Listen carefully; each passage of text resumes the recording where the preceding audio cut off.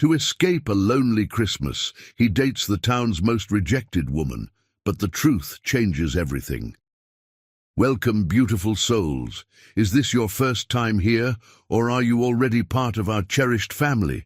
Drop your name below. We'd love to connect with you. Don't forget to subscribe and join us on this magical journey. Take a deep breath.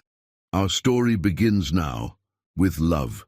Snow fell silently outside the floor-to-ceiling windows of Ivana Bastian's downtown Chicago apartment, each flake carrying the weight of memories she couldn't shake. At 32, she'd achieved what most would consider the American dream, senior associate at Preston and Morgan Law, a corner office with a view of Lake Michigan, and a bank account that had long since erased the financial struggles of her childhood. Yet on this particular December evening, success felt like a hollow victory. Ivana's reflection stared back at her from the frost-kissed glass, high cheekbones inherited from her father, eyes that held the same determination as her mother's, and skin the color of rich mahogany that society never let her forget. She reached up to touch her recently straightened hair, remembering Mother Angelina's words from so many years ago. "Baby girl, your natural crown is beautiful, but this world might make you wear armor sometimes. Just remember, the armor isn't who you are." The buzzing of her phone interrupted her reverie. Mother Angelina's name lit up the screen, as if summoned by memory alone. "I was just thinking about you," Ivana answered, her professional facade melting into the soft tones reserved for family. "Must be that special connection we got." Mother Angelina's warm voice filled the room. "You sound tired, baby. You eating right, taking care of yourself?" Ivana's eyes drifted to the untouched takeout container on her kitchen counter. "I'm fine, Mama. Just finished the Richardson merger. Big win for the firm." Mother Angelina hummed, unconvinced. "And how many nights you spend sleeping on that fancy office couch to get it done?" "Only 3, Ivana chuckled, then sobered. "But Mama, you should have seen their faces when I closed the deal. Mr. Preston actually looked surprised, like he couldn't believe I'd pulled it off." A heavy silence filled the line before Mother Angelina spoke, her voice carrying the weight of years fighting the same battles. "Baby, you remember what happened at your 5th grade science fair?" Ivana's hand tightened around the phone. Of course she remembered. How could she forget? "I'd spent weeks on that solar system model," she said softly, "used Papa's old watch parts to make the planets move." "That project was a masterpiece," Mother Angelina affirmed, "should have won first place. Instead, Mrs. Henderson gave it to Emma Palmer's papier-mâché volcano, said my project was too advanced. Must have had help." Ivana's free hand clenched into a fist. "You were so angry." "Chile, I was ready to set that school board on fire." Mother Angelina laughed, but there was steel beneath the warmth. "But you know what I remember most? What you said to me that night." Ivana closed her eyes, the memory washing over her.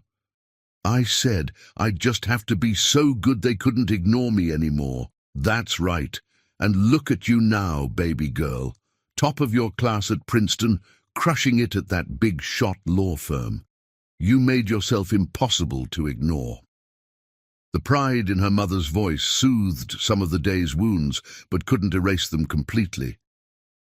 Ivana walked to her home office, fingers trailing along the frames on the wall. Her law school graduation, first courtroom victory, the day she'd bought Mother Angelina her house in a safer neighborhood. "Sometimes I wonder if it's enough, Mama," she admitted, stopping at a photo of her parents.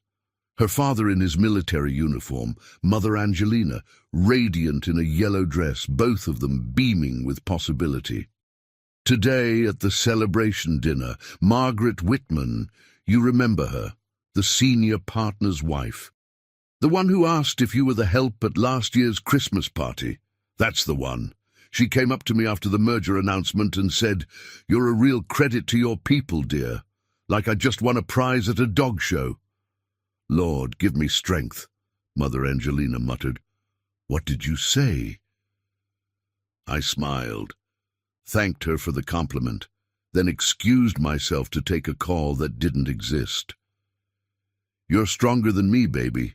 In my day, I might have accidentally spilled my drink on that expensive dress of hers." They shared a laugh, but it was tinged with the exhaustion of battles fought across generations. "Your father would be so proud of you," Mother Angelina said softly. 10 years gone, and not a day passes I don't think about how his eyes would light up seeing you now." Ivana's throat tightened. "I miss him, Mama. Sometimes I come home from these big wins and just wish—" "I know, baby. I know." A comfortable silence settled between them, filled with unspoken understanding. Finally, Mother Angelina cleared her throat. "Now, about Christmas." "Mama, no," Ivana interrupted, knowing where this was heading. "No blind dates with the deacon's son, or that nice doctor from your church, or anyone else you've scouted. Can you blame a mother for wanting her baby to find love? 32 years old, successful, beautiful. You should be sharing your life with someone special. I'm focused on making partner right now. Dating is—" Ivana trailed off, remembering her last relationship disaster. Marcus, another attorney, who'd seemed perfect until he'd told her she was different from other black women. Like that was a compliment. "It's complicated. Life is complicated, baby girl. Doesn't mean you stop living it." The doorbell rang, startling Ivana. "Mama, someone's at the door. Probably Mrs. Chen from next door. She's been bringing me soup since I mentioned working late." "At least someone's feeding you," Mother Angelina teased. "Go on, but don't think this conversation is over." And Ivana, "Yes, Mama?" "Remember what I always tell you. Your worth isn't measured by their ignorance. You're a bastion woman. We don't break, we don't bend, we rise." Tears pricked at Ivana's eyes. "I love you, Mama." "Love you more, baby girl.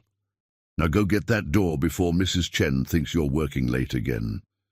Ending the call, Ivana wiped her eyes and straightened her shoulders. The reflection in the window showed a woman her father would indeed be proud of, successful, resilient, unbroken. But as she moved to answer the door, she couldn't shake the feeling that something was about to change. December in Chicago had always brought unexpected turns to her life, from the day her father died in a winter storm to the scholarship letter that changed her future. What she didn't know, as she reached for the doorknob, was that this particular December evening would set in motion events that would challenge everything she thought she knew about love, trust, and the masks people wear to survive. Little did she know, across town, Leander Cyrus was staring at his own reflection, making a decision that would collide their worlds in ways neither could imagine. But that was still to come, for now there was just Ivana, the snow, and the endless Chicago night, holding its breath for what tomorrow might bring. The door opened, but instead of Mrs. Chen, she found herself facing an unexpected visitor who would change the course of her carefully ordered life. And somewhere in the city, a clock struck midnight, marking the moment when her story truly began. Mother Angelina's words echoed in her mind. "We don't break, we don't bend, we rise." She would need that strength more than ever in the days to come, as the careful walls she'd built around her heart faced their greatest test yet. The snow continued to fall, each flake a promise of change, of challenge, of possibility. And in that moment, standing in her doorway between past and future, Ivana Bastian took the first step toward a destiny she never could have imagined. One that would test not just her resilience, but her capacity to love and be loved in return. Chapter 2. A desperate arrangement. The morning sun painted Michigan Avenue in hues of gold and shadow as Leander Cyrus walked briskly through the December chill, his Italian leather shoes crunching against fresh snow. At 35, he carried himself with the easy confidence of old money, but his eyes held a restlessness that generations of wealth couldn't soothe. His phone buzzed for the 12th time that morning, another message from his sister Charlotte that he wasn't ready to face. Ducking into intelligentsia coffee, his refuge from both the cold and family expectations, Leander loosened his cashmere scarf and finally opened the message. "Dad's arranging your seating at the Christmas gala next to Victoria Hammond. You remember her? Stanford Law, family money, waspy enough to make mother happy. Don't you dare skip this year, Lee. Some of us actually care about this family's reputation." Leander's jaw clenched as he typed back, "Already have plans." The lie felt bitter on his tongue, but not as bitter as the thought of another holiday season playing the prodigal son. His phone immediately lit up with Charlotte's response. What plans? Another revolutionary startup pitch? Or is this like last year's mysterious girlfriend who conveniently got food poisoning on Christmas Eve? Before he could respond, a voice cut through his thoughts. "Sir? Your usual?" Looking up, Leander met the concerned gaze of Jake, his favorite barista. "Sorry, lost in thought. Yeah, the usual. And—" His eyes drifted to the woman standing at the pickup counter, her presence commanding attention without seeking it. She wore a crimson blazer that stood out like a flame against Chicago's winter palette, her natural confidence making even the simple act of waiting for coffee seem purposeful. He'd seen her here before. It was hard not to notice her. She ordered the same thing every morning, double espresso, no sugar. Sometimes she'd be reviewing legal briefs, her focus intense enough to bend steel. Other times she'd be on her phone, her voice shifting seamlessly between warm laughter and sharp corporate authority. "And another double espresso," Leander added, making a decision that would alter both their lives. "For the lady in red," Jake raised an eyebrow, but nodded, used to Leander's occasional generous moods. As he prepared the drinks, Leander's phone buzzed again, this time with a message from his father. "Charlotte tells me you're being difficult about Christmas. Again, the Hammond girl could be good for you. Better than wasting more of your trust fund on pipe dreams." The familiar mix of anger and disappointment churned in his stomach. 6 years ago, he'd walked away from Cyrus International to pursue his own vision, sustainable energy solutions that could transform communities. His father had called it a phase, then a rebellion, and finally a disappointment. The last in a long line of ways Leander had failed to be the son Lawrence Cyrus wanted. "Here you go," Jake said, sliding 2 cups across the counter. "Good luck." Taking a deep breath, Leander approached the woman in red. Up close, he noticed details he'd missed from afar, the subtle arch of her eyebrows as she read something on her phone, the way her fingers drummed a gentle rhythm against her leather portfolio, the quiet strength in her posture that seemed to dare the world to underestimate her. "Excuse me," he said, holding out the coffee. "I believe this is your usual—" She looked up, surprise flickering across her features before being replaced by careful assessment. "And you know my usual because I've been coming here every morning for the past year, and some things are worth noticing."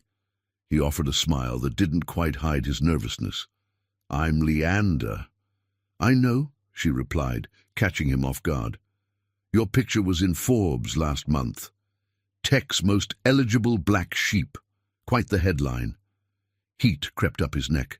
"Not my finest moment in press." "At least they got your good side." A hint of amusement curved her lips. "I'm Ivana Bastian, and while I appreciate the coffee, Mr. Cyrus, I generally prefer to buy my own drinks." "What about dinner?" The words tumbled out before he could stop them. Ivana's eyebrows rose slightly, her expression a perfect blend of intrigue and skepticism. "That's quite a leap from an unsolicited coffee," she said, "especially considering we've never spoken before this moment." Leander glanced at his phone, still buzzing with family demands, then back at Ivana. Maybe it was desperation, maybe fate, or maybe just the way the morning light caught the subtle highlights in her hair, but suddenly he knew exactly what he needed to do. What if I told you I have a proposition, one that could benefit us both? I'm a corporate attorney, Mr. Cyrus. Propositions are my specialty. She checked her watch, a vintage Cartier that spoke of both success and taste. You have exactly 7 minutes before my first meeting. Make them count. Taking a seat at a nearby table, Leander laid out his situation. The demanding family, the Christmas expectations, the mounting pressure to conform to a life he'd spent years escaping. So, you want a fake girlfriend for Christmas? Ivana's voice held equal parts disbelief and amusement. That's creative. I want a partner, Leander corrected. Someone brilliant enough to hold their own with my family, successful enough to be beyond reproach, and independent enough to understand why this arrangement makes sense. And you think I fit that description because I've seen you handle conference calls in 3 different languages, because you carry yourself like someone who's fought for everything they've earned, and because right now you're not dismissing me. You're calculating whether this could work in your favor too. Ivana sat back, studying him with new interest. You're more observant than your reputation suggests. My reputation suggests a lot of things. Most of them are wrong. He leaned forward, lowering his voice. Look, I know how this sounds, but my family's Christmas celebration isn't just holidays and presents. It's a 2-week production at our Aspen estate, complete with charity galas, business meetings, and enough social politics to fill a Machiavelli novel. And you think bringing home a black girlfriend will somehow improve this situation? The edge in her voice could have cut diamonds. Leander met her gaze steadily. I think bringing home someone who terrifies them with their competence might finally get them to see me, the real me, not the disappointment they've created in their minds. So I'd be what?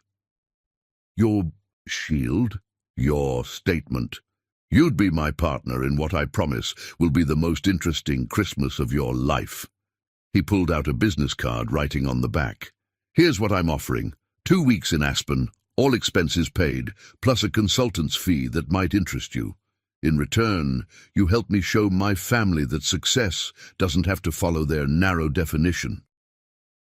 Ivana took the card, her eyes widening slightly at the number he'd written. That's generous. That's desperate, he corrected with a self-deprecating smile. But it's also an opportunity. 2 weeks of luxury, networking with some of the most powerful families in the country, and the chance to make a few privileged people very uncomfortable just by being yourself. And what makes you think I don't have my own holiday plans? Because you've been coming here every morning for the past year, including weekends. Because you work harder than anyone else in your firm. Yes, I did my research. And because when I mentioned Aspen, you didn't immediately say no. A notification popped up on Ivana's phone. My 7 minutes are up, Mr. Cyrus. Leander, he corrected. If you're going to be my girlfriend, you should probably use my first name. I haven't agreed to anything, she reminded him, standing and gathering her things. But she tucked his card into her portfolio instead of leaving it on the table. Have dinner with me tonight, he said. Le Colonial, 8 p.m. We can discuss the details, and if you decide it's not for you, at least you get a good meal out of it. Ivana paused, then pulled out her own business card. I'll think about it, but Mr. Cyrus, if I show up tonight, it's not because I'm saying yes. It's because I'm curious to see if you're as clever as you think you are.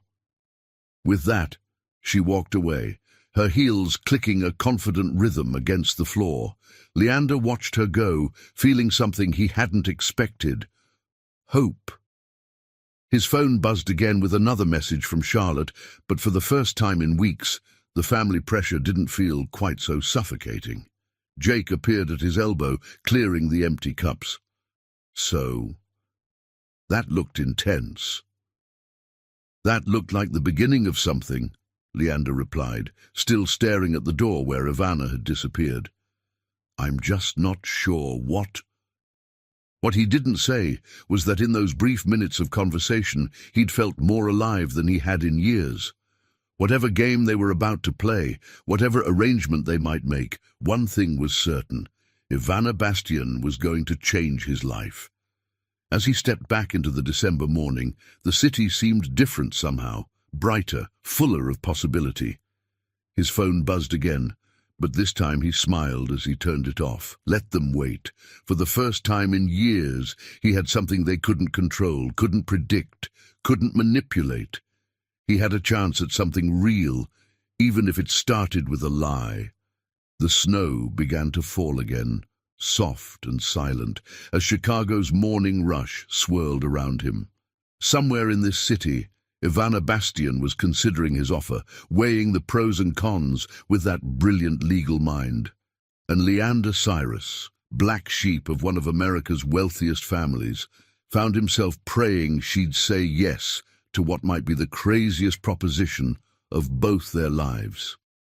Chapter 3. Terms and Conditions. Le Colonial's soft lighting cast intimate shadows across the white tablecloth as Ivana studied the man sitting across from her. Leander Cyrus had loosened his tie, his earlier corporate polish giving way to something more authentic. The restaurant hummed with quiet conversation and the gentle clink of fine china, but between them stretched a moment of contemplative silence.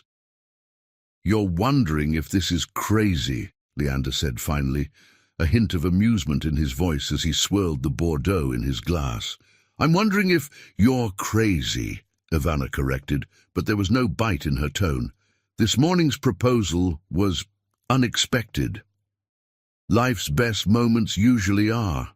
She raised an eyebrow. "Do you always speak in fortune cookie wisdom?" "Only when I'm nervous," he admitted, and something in his honesty made her smile despite herself. The waiter appeared with their appetizers, sea bass carpaccio for her, duck à l'orange for him. Ivana noticed how Leander thanked the server by name, asked about his family, small gestures that revealed character. "Tell me about your family," she said, watching his expression shift. "What am I potentially walking into?" Leander sat back, his fingers drumming a thoughtful rhythm on the table's edge. "The Cyrus dynasty. That's quite a story." He took a sip of wine, gathering his thoughts. "Imagine old money, really old money, trying desperately to maintain its relevance in a changing world. My father, Lawrence, runs Cyrus International like it's still 1950. My mother, Victoria, plans charity galas while medicating her disappointments. And my sister Charlotte, the one who's been texting you all day. You noticed that, huh?" He smiled wryly. "Charlotte's the perfect Cyrus heir. Brilliant at business, ruthless when necessary, and completely devoted to maintaining the family image.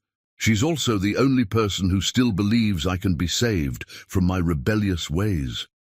And those rebellious ways would be leaving the family business to start my own company, choosing renewable energy over old industries, refusing to marry within our social circle." His air quotes dripped with sarcasm. "But my greatest sin, actually wanting to make a difference instead of just making money." Ivana studied him over the rim of her wineglass. "Your startup, Helios Solutions, I read about it. Solar power infrastructure for underserved communities. You did your research?" "I'm a corporate attorney, Mr. Cyrus. Due diligence is my specialty." She set down her glass. "But what I couldn't find in my research was why. Why leave a guaranteed fortune to risk everything on a startup?" Something darkened in Leander's eyes. "Have you ever seen what true poverty looks like? Not the sanitized version we see in charity galas, but the real thing. I grew up in Detroit's East Side," Ivana said quietly. "So yes, I know exactly what it looks like." Their eyes met, understanding passing between them. 2 years ago, Leander continued, I was in Nigeria closing a deal for Cyrus International. Standard procedure, buy up local resources, maximize profit margins. But there was this village near our operation site. No electricity, no running water. Kids doing homework by kerosene lamps when they could afford the fuel. And there I was, representing a company worth billions, haggling over land rights. What happened? I saw myself through their eyes. This privileged American, playing with their futures like it was just another business transaction. That night I couldn't sleep, kept thinking about all the wealth my family had accumulated over generations and how little of it actually made a difference in the world. So you walked away. I walked toward something better, he corrected. Helios Solutions isn't just about profit, it's about possibility. We're developing solar technology that's affordable, sustainable, and accessible to communities that have been ignored by traditional energy companies. Noble goal, Ivana murmured, but I'm guessing your family didn't see it that way. Leander's laugh held no humor. My father called it a charitable phase at first. Then when I refused to come back to Cyrus International, he started undermining my investor meetings, spreading rumors about my stability. Classic Lawrence Cyrus tactics. And yet you still go home for Christmas. Family is complicated. He leaned forward, his voice dropping. Which brings us back to why we're here. I don't just need a date for Christmas, Ivana. I need someone who understands what it's like to fight for your place in the world. Someone who won't be intimidated by old money or old prejudices. Someone who'll make them uncomfortable just by existing, she said bluntly. Someone who'll make them question their assumptions, he countered. About me, about success, about everything they think they know. The main courses arrived. Her herb-crusted salmon and his beef tenderloin creating a momentary pause in the conversation. Ivana used the interruption to gather her thoughts. Let's say I agree to this arrangement, she said finally. What exactly would it entail? Leander's face lit up with possibility. 2 weeks in Aspen starting December 20th. The Cyrus family Christmas extravaganza includes charity galas, business meetings, ski trips, formal dinners, the full high society circus. We'd need a convincing backstory, of course. How we met, how long we've been dating. 3 months, Ivana interrupted. Long enough to be serious about bringing me home for Christmas, not so long that people would question why they hadn't heard of me before. See, this is exactly why I need you. That brilliant legal mind. Save the flattery, Mr. Cyrus. Let's talk specifics. What's my role in this performance? Just be yourself, he said simply. Brilliant, accomplished, entirely too good for me. The goal isn't to appease my family, it's to challenge them. And what do I get out of this, besides your generous consulting fee? Besides 2 weeks at one of Aspen's most exclusive resorts? His eyes twinkled. Access to some of the most powerful business networks in the country, potential clients for your firm, and the satisfaction of watching a bunch of privileged people squirm when they realize they can't dismiss you. You make it sound almost fun. It could be, he said softly, with the right partner.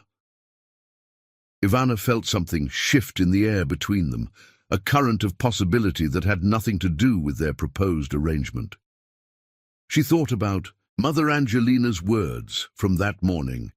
Life is complicated, baby girl. Doesn't mean you stop living it. I have conditions, she said finally. Name them. First, we need to get our story straight, every detail. I won't be caught in a lie because we didn't coordinate our backstory. Agreed, we can work on that together. Second, this stays strictly professional, no real emotions, no complications. Of course, he said, though something flickered in his eyes. Third, I need to be able to walk away if things get too uncomfortable. No questions asked, full payment honored. You have my word. Ivana took a deep breath, hardly believing what she was about to say. Then, Mr. Cyrus, I believe we have a deal. Leander, he corrected gently. If we're dating, you should probably use my first name. Leander, She tested the name, letting it roll off her tongue. And what's our story? How did the rebel tech entrepreneur and the corporate attorney fall in love? He grinned, reaching for the dessert menu. Well, it all started in a coffee shop on Michigan Avenue. As they spent the next few hours crafting their love story, neither could shake the feeling that they were writing something more than fiction. Outside, Chicago's winter wind howled past the restaurant's windows, but inside, in the warm glow of conspiracy and connection, two people who had spent their lives fighting to be seen were finally seeing each other. Mother Angelina's words echoed in Ivana's mind. Life is complicated, baby girl. Looking at Leander's animated face as he described his family's Christmas traditions, she couldn't help but think that complicated didn't begin to cover what she was getting herself into. But maybe, just maybe, that was exactly what she needed. The evening stretched on, their conversation flowing as naturally as the wine, and somewhere between planning their fictional first date and debating their favorite books, the lines between arrangement and authenticity began to blur. Neither was ready to acknowledge it yet, but as they finally stepped out into the cold Chicago night, something had shifted. "So," Leander said, helping her into her coat, "ready to be my Christmas miracle?"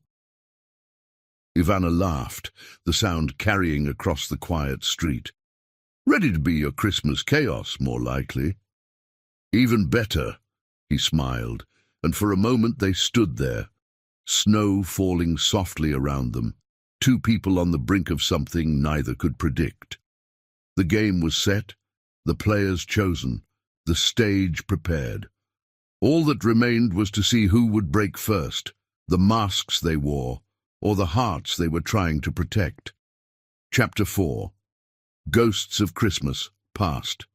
The week following their dinner at Le Colonial unfolded like a carefully choreographed dance. What began as practice dates to establish their cover story evolved into something neither Ivana nor Leander had anticipated. Moments of genuine connection that caught them both off guard. On a crisp Sunday afternoon, they found themselves walking along Lake Michigan's frozen shoreline. The winter sun cast long shadows across the snow-dusted beach as Ivana shared stories of her childhood in Detroit. "Mother Angelina worked 3 jobs after Dad died," she said, her breath forming clouds in the cold air. "Hospital cafeteria during the day, cleaning offices at night, and weekends at the church daycare. She never complained, never let me see her cry. But sometimes I'd wake up at night and hear her praying, just asking for the strength to make it one more day." Leander listened intently, his steps matching hers. "How old were you when he passed?" 12. He was a military man, served 2 tours in Afghanistan, survived war only to die on an icy Detroit highway. She paused, watching a seagull wheel overhead. The irony wasn't lost on any of us.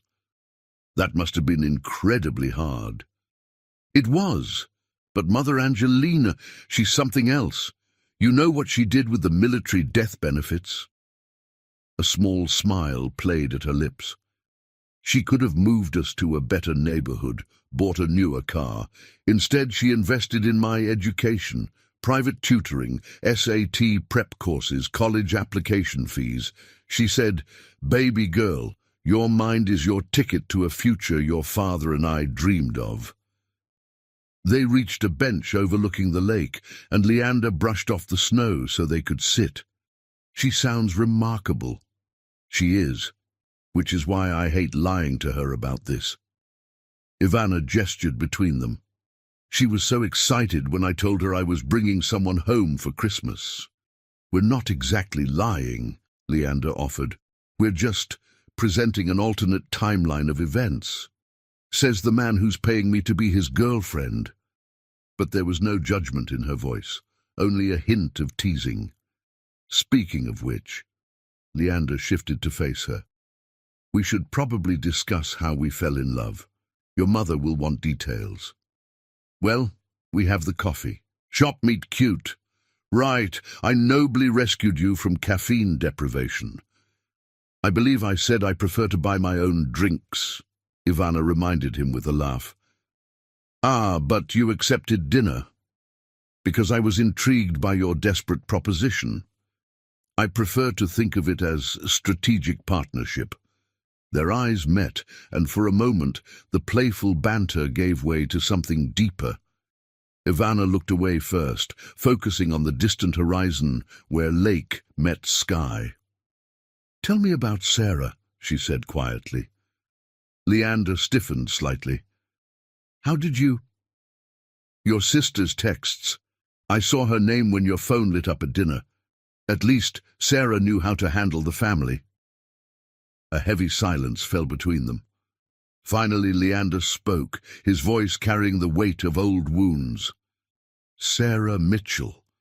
Harvard Business School, old Boston family, everything the Cyrus clan could want in a daughter-in-law. We were together for 3 years, engaged for 1. She understood the pressure of family legacy, or so I thought." "What happened?" "I left Cyrus International.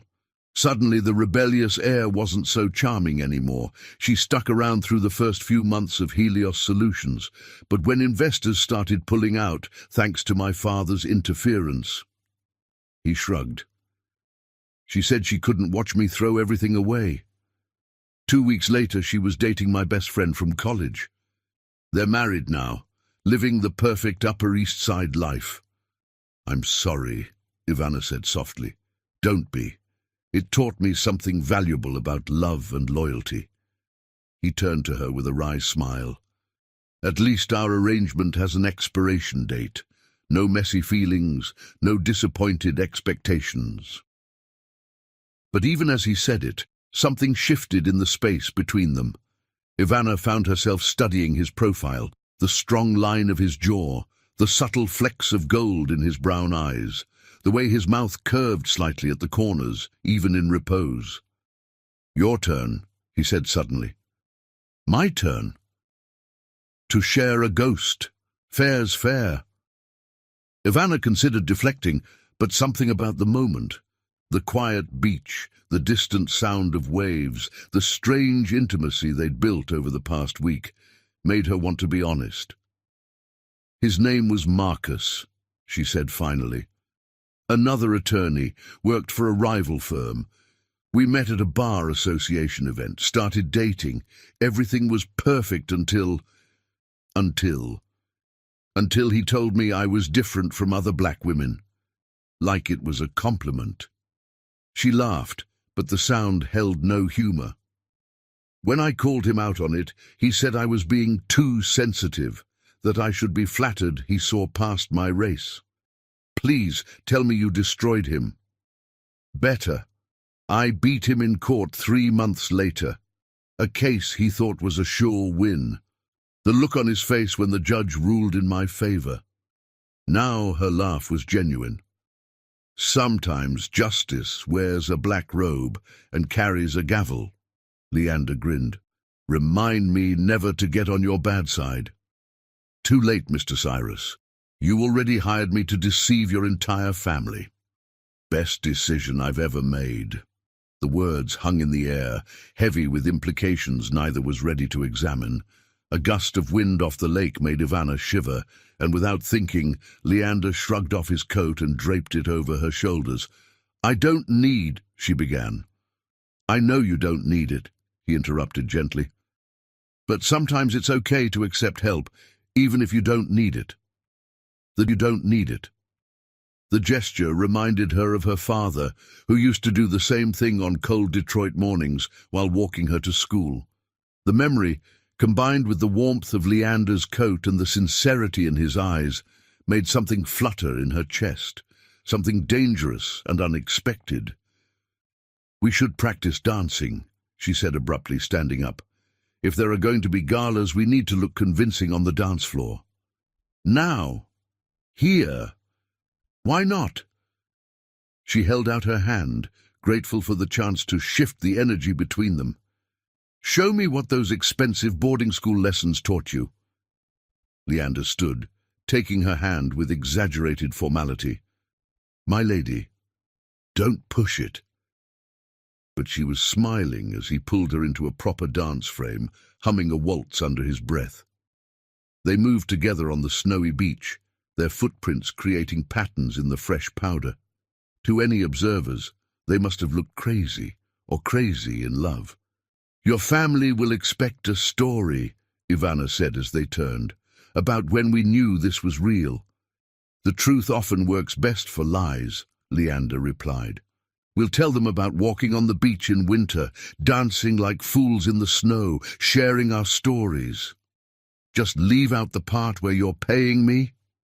Just that one detail.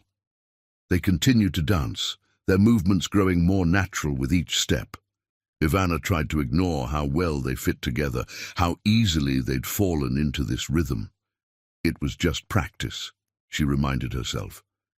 Just another detail to perfect for their performance. But as the sun began to set over Lake Michigan, painting the sky in shades of pink and gold, she couldn't help but wonder if they were practicing their way into something far more complicated than either had bargained for. Penny for your thoughts? Leander asked, noticing her distraction. Just wondering what your family will make of all this, of me. They'll be shocked, scandalized, and thoroughly thrown off balance. He smiled down at her. It will be magnificent. And what about after? When the holidays are over and we go back to our real lives? Something flickered in Leander's eyes. Regret, fear, hope. But before he could answer, his phone buzzed with another message from Charlotte. Reality crashed back in, reminding them both why they were really here. Ivana stepped back, letting her hands fall from his shoulders. We should head back, she said. It's getting cold. Right. Of course. Leander checked his phone, his expression closing off. Charlotte's asking about our Christmas travel arrangements. We should probably figure those out. And just like that, they were back to business. But as they walked back along the beach, their footprints overlapping in the snow, neither could shake the feeling that something had shifted, that the ghosts they'd shared had somehow made room for new possibilities, new dangers, new ways to break the hearts they'd both worked so hard to protect. The sun disappeared behind the Chicago skyline, taking with it the magic of their afternoon. But the warmth of Leander's coat still wrapped around Ivana's shoulders, and the echo of their dance still hung in the air, a reminder that sometimes the most convincing lies grow from seeds of truth. Chapter 5. Rehearsal Dinner. The exclusive Chicago Club's crystal chandeliers cast a warm glow over the annual Preston and Morgan Holiday Gala, but Ivana Bastian felt anything but warm. She stood at the edge of the ballroom, watching the city's legal elite mingle and network, playing their usual games of power and prestige. Her crimson gown, a Vera Wang that had cost a month's salary, felt like armor against the subtle glances and whispered comments. Darling, you look absolutely stunning. Margaret Whitman's voice carried across the marble floor, dripping with the false warmth Ivana had come to expect from the senior partner's wife. As she approached, trailing the scent of expensive perfume, Ivana steeled herself for another round of carefully crafted microaggressions. Mrs. Whitman, how lovely to see you, Ivana replied, her professional mask firmly in place. I was just telling the ladies how remarkable it is, Margaret continued, gesturing to her circle of socialite friends. The way you handled the Richardson merger, quite impressive for someone of your background. Before Ivana could respond, a familiar voice cut through the tension. Actually, handling multi-billion-dollar mergers is rather standard for someone of Ivana's exceptional talents. Leander appeared at her side, looking devastating in a perfectly tailored tuxedo. He handed her a glass of champagne and slipped an arm around her waist with practiced ease. They'd been rehearsing such moments all week. Margaret's eyes widened with recognition. Leander Cyrus, I had no idea you two were... She trailed off, looking between them with poorly concealed shock. Dating? Leander supplied cheerfully. For several wonderful months now. Though I must say, watching Ivana in action during the Richardson merger was quite the aphrodisiac. Nothing quite like corporate law to spark romance. Wouldn't you agree, Mrs. Whitman? The older woman's face flushed. Well, how unique. Charlotte didn't mention. My sister doesn't know everything about my life, thankfully. Leander's smile remained pleasant, but his eyes held a warning. Though I'm sure she'll be thrilled to meet Ivana at our family Christmas celebration next week. Margaret retreated hastily, no doubt rushing to spread the gossip. As soon as she was out of earshot, Ivana let out a breath she hadn't realized she was holding. My hero, she said dryly, but gratitude colored her tone. Consider it practice for Aspen. Leander's hand remained at her waist, warm and steadying. Though I must say, you handle prejudice with far more grace than I would. Years of practice. Ivana took a sip of champagne. Did you see her face when you mentioned Christmas with your family?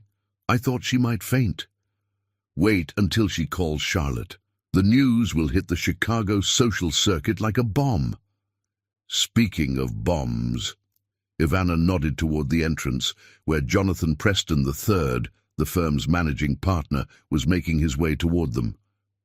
Ms. Bastian, Preston's voice boomed with artificial joviality. And Mr. Cyrus, what an unexpected pleasure. I wasn't aware you two were acquainted.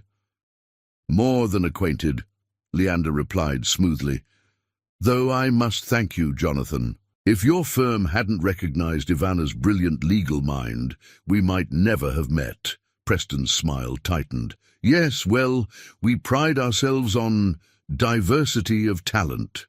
Indeed, Ivana interjected, her tone razor-sharp beneath its polish, though I prefer to think of it as recognizing excellence, regardless of its package. A tense moment passed before Preston forced a laugh. Of course. You'll be pleased to know the board is considering you for junior partner, Ivana. Your work on the Richardson merger was noteworthy. How generous, Leander commented before Ivana could respond. Considering she single-handedly saved the deal when Harrison dropped the ball. Tell me, Jonathan, is Harrison being considered for partner as well? Or does mediocrity only get rewarded when it comes in certain colors? Preston's face darkened. Now see here, Cyrus. Actually, Ivana cut in, her voice steady despite her racing heart. I'd love to hear the answer to that question, especially since Harrison's billable hours are 20% lower than mine, and he's lost 2 major clients this year alone. The orchestra chose that moment to start a new song, a slow waltz that filled the awkward silence. Dance with me, Leander said, not really asking. He led Ivana away from Preston, who stood sputtering by the champagne fountain. On the dance floor, they moved together with the easy grace they'd perfected during their beach practice. Other couples gave them a wide berth, as if their defiance of social norms might be contagious. That was quite a performance, Ivana murmured. Who says I was performing? She looked up to find him watching her with an intensity that made her breath catch. Leander. I know, he said quietly. Just practice. But seeing how they treat you, how they try to diminish you, it makes me want to burn their whole privileged world down. My very own revolutionary. Someone has to be. They danced in silence for a moment, both acutely aware of the eyes watching them, the whispers circulating through the crowd. Thank you, Ivana said finally, for having my back. Always. The word held more weight than either expected. Later that night, after they'd made their strategic exit and Leander had insisted on driving her home, they sat in his Tesla outside her building, neither quite ready to end the evening. Well, Ivana said, breaking the comfortable silence, I'd say that was a successful dress rehearsal. Indeed, though I'm not sure how much was actually rehearsal. Leander turned to face her. You know this changes everything, right? After tonight, there's no going back. The Chicago social scene will be buzzing about us. Isn't that what we wanted, to make it convincing? Yes, but... He hesitated. I need to know you're ready for what's coming. My family, their friends, they'll make Margaret Whitman look like an amateur. Ivana thought about Mother Angelina's words from so long ago. Baby girl, your worth isn't measured by their ignorance. She'd lived by that truth her entire life, fighting for every inch of respect in a world that seemed determined to deny it. I've been dealing with people like your family since I was old enough to understand what racism looks like in a designer dress, she said. The only difference now is I have a partner in crime. Leander's face softened. Partner in crime. I like that. Don't get too attached. 2 weeks, remember? Right, 2 weeks. But something in his tone suggested he was already too attached, and worse, she might be too. As she got out of the car, Leander called after her. Ivana? Yes. You really did look stunning tonight, and I don't mean just the dress. She felt her cheeks warm. Good night, Mr. Cyrus. Good night, Miss Bastian. Watching his car disappear into the Chicago night, Ivana couldn't shake the feeling that their carefully constructed plan was starting to crumble around the edges. The line between performance and reality was blurring, and neither of them seemed able or willing to redraw it. Up in her apartment, she kicked off her heels and poured herself a nightcap. Her phone buzzed with a message from Mother Angelina. Baby girl, just checking in. You've seemed different lately, happier. Is this Leander person the reason? Call your mama tomorrow. Love you. Ivana stared at the message, guilt mixing with something else, something that felt dangerously like hope. She touched her waist where Leander's hand had rested, remembering the strength and gentleness of his touch, the fire in his eyes when he defended her. Just practice, she whispered to her empty apartment. But even as she said it, she knew she was lying to herself. The snow fell silently outside her window, covering Chicago in a fresh blanket of white. In 1 week, they'd be in Aspen, playing their parts in an elaborate charade. But tonight, standing in her darkened apartment with the ghost of Leander's touch still warming her skin, Ivana wondered if they were already in too deep to find their way back to simple pretense. The Richardson merger document sat unopened on her coffee table. Work she should be reviewing. Instead, she found herself replaying every moment of the evening, the way Leander had looked at her, the perfect sync of their movements on the dance floor, the electricity that sparked between them with every touch. 2 weeks, she reminded herself firmly. Just 2 weeks. But as she got ready for bed, she couldn't help wondering if 2 weeks would be enough, or far too much, to keep their hearts from crossing the lines their minds had drawn. Chapter 6. Welcome to Aspen. The Cyrus family estate materialized through the swirling snow like a fortress of old money and even older prejudices. From the private helicopter that had whisked them from Aspen's main airport, Ivana watched the sprawling mountain mansion grow larger, a testament to generations of wealth and power that seemed to declare its dominance over the very mountains themselves. Ready? Leander's hand found hers, warm and steady against the helicopter's vibrations. Born ready, she replied, but her grip tightened on his fingers. The past week had been a whirlwind of preparation. After their appearance at the Preston and Morgan Gala, Chicago's social circuit had exploded with gossip about the rebel Cyrus heir and his unexpected choice in partners. Charlotte's increasingly frantic text messages suggested the news had reached Aspen with similar impact. Now, as they touched down on the estate's private helipad, Ivana felt the full weight of what they were about to attempt. The mansion's windows blazed with warm light, but the welcome they'd receive would be anything but warm. Remember, Leander said as they ducked under the slowing rotors, you're not just my girlfriend, you're Ivana Bastian, corporate attorney extraordinaire, Princeton graduate, and the best thing that's ever happened to me. That last part wasn't in our script, she teased, trying to mask her nerves. Some things don't need scripting. Before she could process the implications of that statement, the mansion's massive front doors swung open. Charlotte Cyrus emerged, a vision of blonde perfection in a cream cashmere sweater and pearls that probably cost more than Ivana's car. "Lee!" Charlotte's voice carried across the snow-covered courtyard with practiced charm. "We were starting to worry." "Weather delay in Chicago," Leander replied, guiding Ivana forward with a hand at the small of her back. "Charlotte, I'd like you to meet Ivana Bastian. Ivana, my sister Charlotte." Charlotte's smile remained fixed, but her eyes performed a rapid assessment that felt like a full-body scan. "Ivana, what a surprise. When Lee mentioned he was bringing someone, we had no idea it would be, well, you're certainly not what we expected." "I do enjoy exceeding expectations," Ivana replied smoothly. "It served me well in corporate law." "Ah, yes, Preston and Morgan. Daddy mentioned you handled the Richardson merger." Charlotte's tone suggested handling mergers was akin to handling the help. "How progressive of them." "Actually," Leander cut in, his voice carrying an edge, "Ivana's being considered for junior partner. Youngest in the firm's history. Isn't that right, darling?" The endearment rolled off his tongue with surprising naturalness. Ivana leaned into his side, playing her part perfectly. "You're making me blush, love."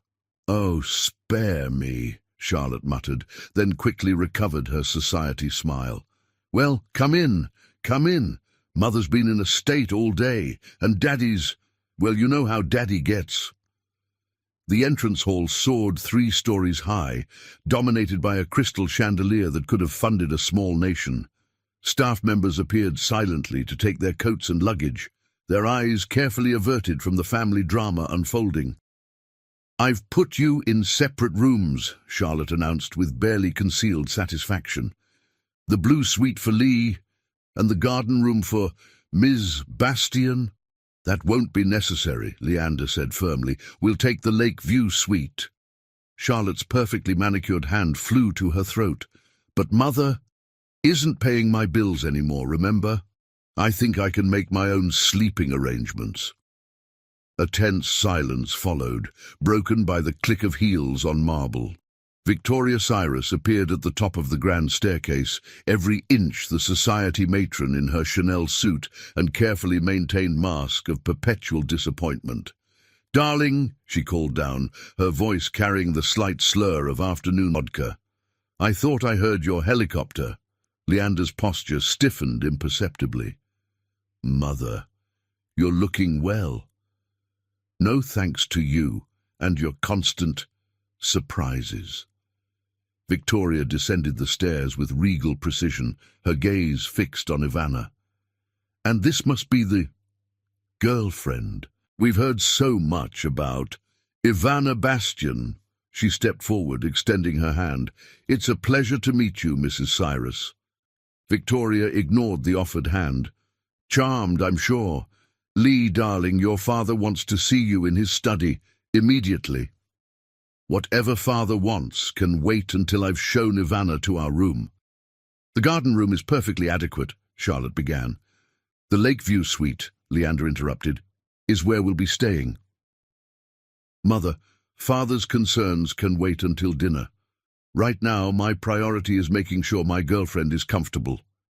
Victoria's carefully arranged features tightened. "Your girlfriend?" "Yes, well, about that." "Darling, surely you understand how this looks. The timing, the circumstances."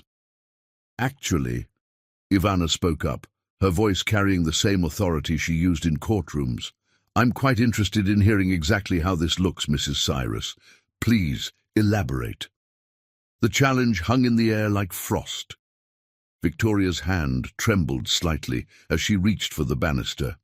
"I simply mean," she said carefully, "that with the Hammond merger pending, and Victoria Hammond expressing such interest in reuniting with Lee, this sudden relationship seems rather convenient. About as convenient as trying to manipulate your son's love life for business advantages. Ivana's smile was razor-sharp. Fascinating moral framework you're operating under, Charlotte gasped. Victoria's face drained of colour, and Leander looked at Ivana like she'd just handed him the moon. "Our room," he said firmly, taking her hand. "Now, father can wait." As they climbed the stairs, leaving Victoria and Charlotte in shocked silence, Ivana felt a mixture of triumph and terror. She'd just challenged one of Chicago's most powerful social matriarchs in her own home, and dinner hadn't even started yet. The Lakeview suite proved to be larger than Ivana's entire apartment, with floor-to-ceiling windows overlooking the frozen expanse of the private lake. As soon as the door closed behind them, Leander pulled her into a fierce hug. "That," he whispered against her hair, "was magnificent." "That was possibly stupid," she countered, but made no move to pull away. "I may have just made this whole 2 weeks significantly more difficult, or significantly more interesting." He stepped back but kept his hands on her shoulders. "Do you know how long I've wanted to see someone stand up to my mother like that? I thought we were supposed to be subtle. Subtle went out the window the moment Charlotte tried to separate us. Besides ... His eyes sparkled with mischief. "You have to admit, this is more fun." Before she could respond, a knock at the door announced the arrival of their luggage. As the staff efficiently unpacked their carefully coordinated wardrobes, another detail they'd planned meticulously, Ivana caught sight of herself in an ornate mirror. She looked different somehow, stronger, more defiant. Or maybe that was just the reflection of Leander watching her with undisguised admiration. "Dinner's at 8, he said once they were alone again. "Black tie, full formal, maximum drama. Should I wear the red Vera Wang? Really give your mother something to clutch her pearls about? God, you're perfect." The words slipped out before he could catch them, and for a moment neither of them breathed. "Leander..." "I know," he cut her off quickly.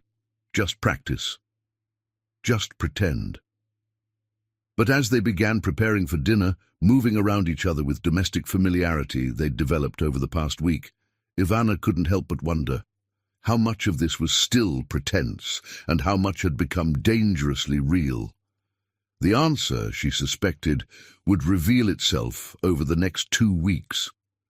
And watching Leander adjust his bow tie in the mirror, his eyes meeting hers with warmth and promise, she wasn't sure she was ready for what that revelation might mean. A text from Mother Angelina lit up her phone. "Remember, baby girl, you're a bastion woman. We don't break, we don't bend, we rise." Looking at her reflection next to Leander's, Ivana straightened her shoulders. Whatever game they were playing, whatever hearts they were risking, one thing was certain. The Cyrus family had no idea what they were up against. Let the games begin. Chapter 7. Cracks in the Facade. The Cyrus family dining room could have hosted a state dinner. A table that seated 30 stretched beneath 3 crystal chandeliers, though tonight only 8 places were set with Limoges china and sterling silver. The winter storm raged outside floor-to-ceiling windows, but inside a different kind of storm was brewing. Ivana smoothed the silk of her red Vera Wang gown, a deliberate choice that made her dark skin glow and her presence impossible to ignore. Leander's hand rested at the small of her back as they entered, a gesture that had become less performance and more instinct over the past week. Lawrence Cyrus stood at the head of the table, a tumbler of scotch in his hand and 60 years of privilege in his bearing. His steel-grey eyes assessed Ivana with the same calculating gaze he used to evaluate business acquisitions. "So," he said, not bothering with pleasantries, "you're the one who saved the Richardson merger." "I led the legal team, yes," Ivana replied coolly. though I prefer to think of it as protecting both parties' interests while maximizing potential growth opportunities. A flicker of something, surprise, respect, crossed Lawrence's face. Interesting perspective. Most lawyers I know just aim to win. Then you're acquainted with mediocre lawyers, Mr. Cyrus. Ivana accepted the wine a server poured. True excellence isn't about winning, it's about creating solutions that stand the test of time.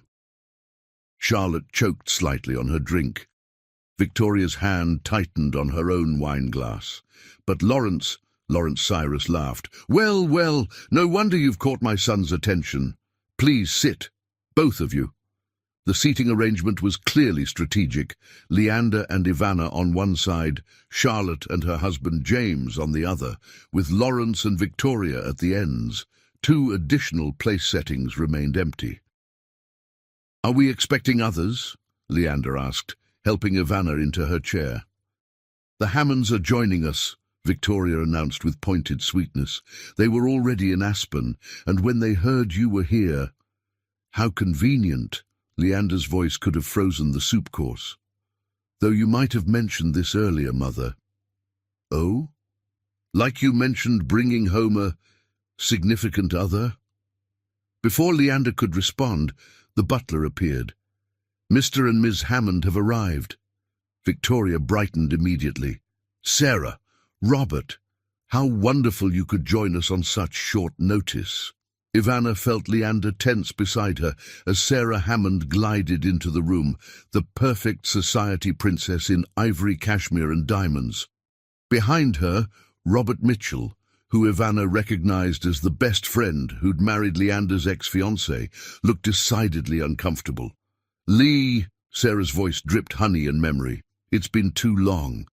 Not long enough, Leander muttered, then louder. Sarah, Robert, I'd like you to meet Ivana Bastian, my girlfriend. Sarah's perfect smile faltered for just a moment. How unexpected. Father mentioned you were seeing someone, but you assumed it couldn't possibly be someone like me. Ivana finished pleasantly. How fascinating. Please tell me more about your assumptions. An awkward silence fell as servers brought out the first course, a delicate butternut squash soup that probably cost more than Ivana's first car. So, Ivana, Robert attempted conversation. Lee tells us you're with Preston and Morgan. Senior associate, yes, though I'm being considered for junior partner. Really? Sarah's surprise seemed genuine. That's progressive of them. There's that word again, Ivana noted. Progressive, like excellence can't exist without qualification when it comes from unexpected sources. Charlotte jumped in, clearly trying to salvage the situation. James, darling, tell everyone about the new yacht club membership. But Lawrence cut across his son-in-law's response. Actually, I'm more interested in hearing about Helios Solutions. Leander, your last investor meeting was problematic, I hear. Funny how that happens when someone's undermining my contacts, Leander replied evenly. Almost like having a powerful enemy in the industry. Or perhaps your personal choices are making investors nervous. Lawrence's eyes flicked to Ivana. Image matters in our world, son. If by image you mean prejudice masquerading as business concerns, then yes, I suppose it does. Leander's hand found Ivana's under the table. Fortunately, I'm more interested in actual results than outdated perceptions. Results? Lawrence scoffed. Your company is bleeding money. My company is revolutionizing solar technology for underserved communities, but I wouldn't expect you to understand the value of something that can't be measured in quarterly profits. No? Lawrence's voice turned dangerous. Then explain it to me. Explain how throwing away your inheritance, your position, your suitable engagement, Sarah flinched, all fits into this grand vision of yours. The tension in the room could have been cut with the fine silver butter knives. Ivana watched Leander struggle with years of accumulated rage and hurt and made a decision. Actually, Mr. Cyrus, she spoke up, her voice carrying the same authority that had won her the Richardson merger, I'd love to tell you about Helios Solutions' latest breakthrough. You see, while traditional solar companies focus on high-end residential installations, Leander's team has developed a modular system that's both more efficient and significantly more cost-effective. All eyes turned to her as she continued, laying out the business case with precision and passion. She'd done her homework, studying Helios's projects extensively during their week of preparation. The pilot program in Detroit, my hometown coincidentally, has already reduced energy costs by 60% in participating neighborhoods. The social impact is impressive, but the real potential lies in scalability. Once the patent comes through... Patent? Lawrence interrupted sharply. What patent? Leander squeezed her hand in warning, but Ivana was already committed. The new photovoltaic cell design, it's revolutionary, increases efficiency by 40% while reducing production costs by half. The patent application is pending, but early reviews from the office are extremely promising. Lawrence's expression shifted from dismissive to calculating. Sarah and Robert exchanged looks. Charlotte stopped pretending to eat her soup. You never mentioned a patent, Victoria said to Leander, because it wasn't relevant to anyone but my team. He replied tightly, and it still isn't. On the contrary, Lawrence set down his scotch. This changes everything, a patent like that, with Cyrus International's resources behind it. No, Leander's voice was firm. Helios remains independent. Don't be foolish, son. You've made your point with this little rebellion, but it's time to come home. Bring your patents, your technology. We can make it work within the family business. And what about my actual family? Leander stood suddenly, his chair scraping against expensive hardwood. What about the woman I love? Is she welcome in this grand reconciliation plan? The word love hung in the air like a thunderclap. Ivana's heart stuttered. This wasn't part of their script. Victoria recovered first. Darling, be reasonable. Certain arrangements can be made for discretion, but marriage is about more than emotion. It's about legacy, about proper partnerships. Sarah understands this, don't you, dear? Sarah nodded, though she wouldn't meet anyone's eyes. Robert shifted uncomfortably in his chair. I see, Leander said quietly. So nothing's changed. It's still all about appearance, about what's proper and suitable. Well, let me be clear. I love Ivana. She's brilliant, beautiful, and more suitable than anyone you could choose for me. And if you can't accept that, you can keep your resources, your reconciliation, and your racism disguised as concern. He turned to Ivana, who sat stunned by the intensity of his declaration. Shall we, darling? I suddenly find myself without an appetite. Moving on autopilot, Ivana stood. The room had gone deathly quiet, except for the storm raging outside. Miss Bastian, Lawrence called as they reached the door. A word of advice. Patents are public record once approved. If you're playing some kind of game with my son... The only game being played here, Mr. Cyrus, Ivana turned back with steel in her voice, is the one where you try to control your son through his company's success. But you've overlooked something crucial. Leander doesn't need your money or your approval. He's already achieved something far more valuable. He's become a man worth loving for who he is, not what he represents.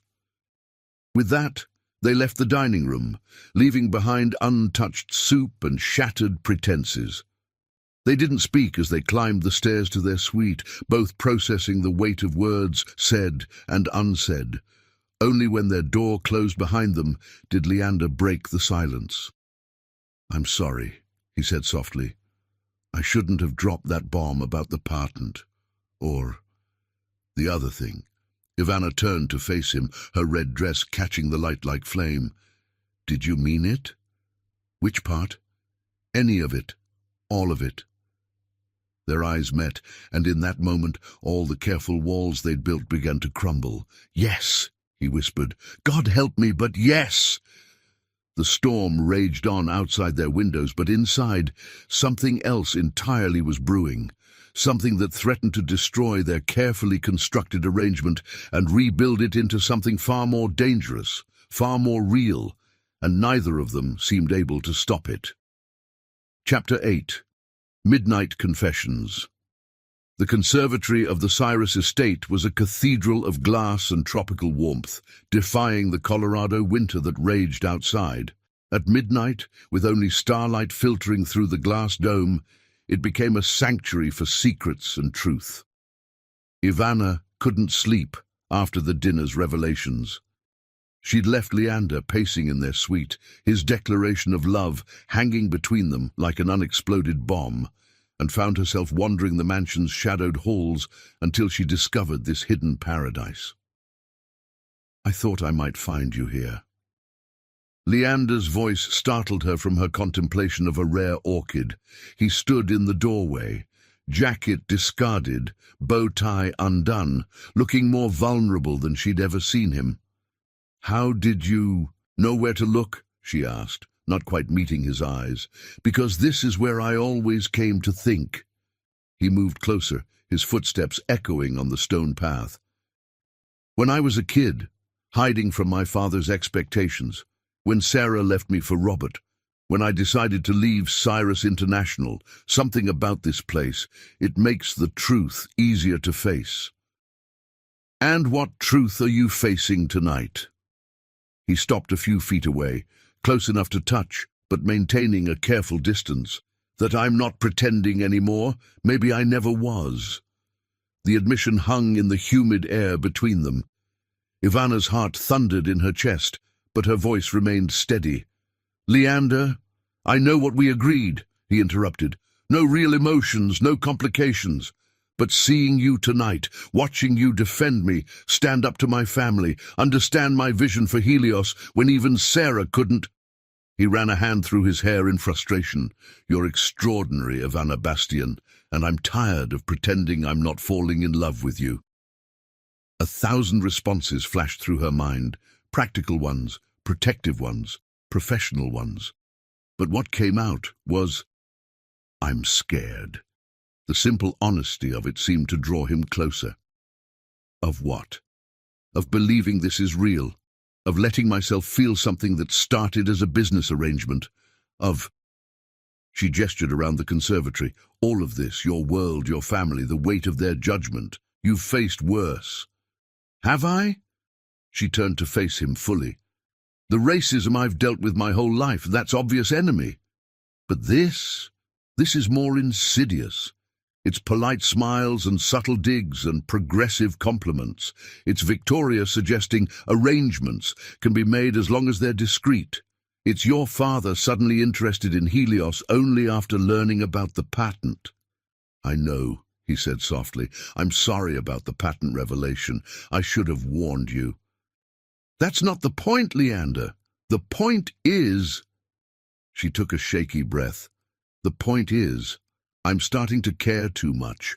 About Helios, about your dreams, about you, and caring makes you vulnerable. He closed the distance between them, taking her hands in his. You want to know something I learned watching you this past week? Vulnerability isn't weakness, it's courage. Every time you walk into a room full of people who've decided to judge you before knowing you, every time you excel despite their expectations, every time you stay true to yourself, that's strength.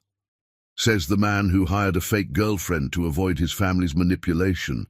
Says the man who found real love pretending to be in love. His thumb traced patterns on her palm. Tell me you don't feel it too. The touch sent shivers up her arm. Leander. Tell me this is still just an arrangement. Tell me your heart doesn't race when I'm near. Tell me you don't lie awake at night wondering if 2 weeks will be enough time together or far too much time to keep pretending. Instead of answering, she told him a truth of her own. When I was 7, my teacher asked the class to draw their future. All the other girls drew princesses and brides. I drew a woman in a business suit standing alone. Mother Angelina asked me why she was alone, and I said, because then no one can tell her she's not enough. Leander's eyes softened with understanding. And now I'm terrified because for the first time in my life, I want more than being enough on my own. I want partnership. I want trust. She squeezed his hands. I want things I'm not sure I can have. Why not? Because this started as a lie. Because your world will never fully accept me. Because in a week, we're supposed to go back to our separate lives and pretend none of this happened. Then let's stop pretending. He released one of her hands to cup her face. Let's be honest about how we met, about why we're here, about everything. My family already disapproves. Might as well give them a real reason. A watery laugh escaped her. You make it sound so simple. It's not simple. It's probably going to be the hardest thing either of us has done, but he rested his forehead against hers. Isn't that what real love is? Choosing someone every day, despite the complications, despite the obstacles, despite the fear? When did you become so wise? When I met a woman who made me want to be worthy of her.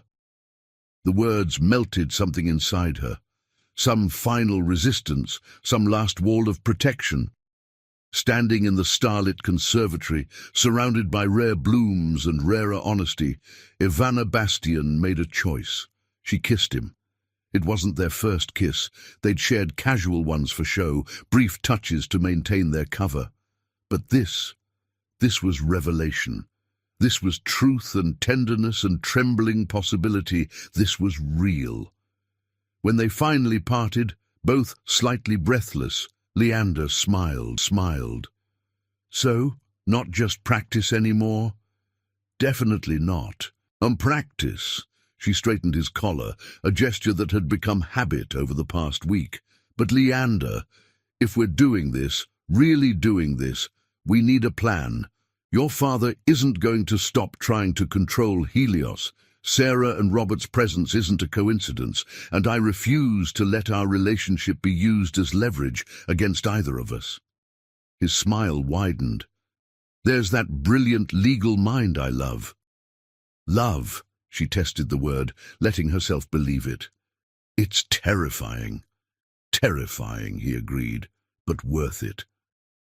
They stayed in the conservatory until dawn, planning and dreaming and sharing truths they'd never told anyone else.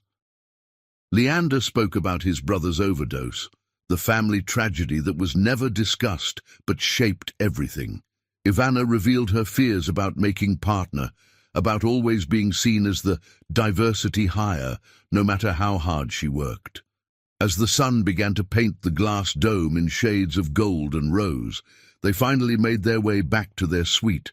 The mansion was stirring to life, staff preparing for another day of Cyrus family drama. Ready to face them? Leander asked as they reached their door.